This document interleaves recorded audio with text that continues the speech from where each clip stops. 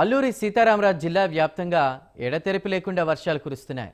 భారీ వర్షాలతో ఏజెన్సీ ప్రాంతంలో వాగులు వంకలు ఉధృతంగా ప్రవహిస్తున్నాయి.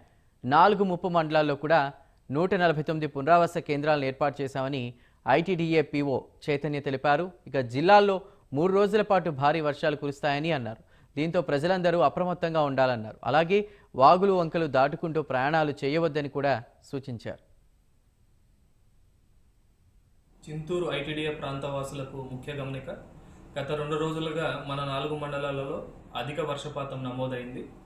అలాగే రానున్న 3 రోజులలో కూడా అధిక వర్షపాతం నమోదయ్యే సూచనలు కనబడుతున్నవి.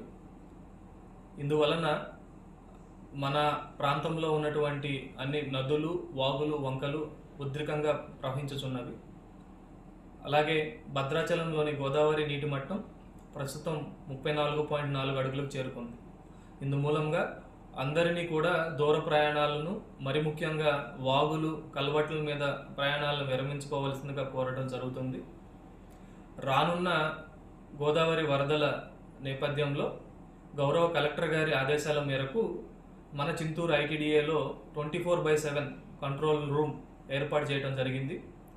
ఒక టోల్ ఫ్రీ నెంబర్, ఆ నెంబర్ 08864 299936 08864 299936 ఒక నెంబర్ను ఏర్పాటు చేయడం జరిగింది.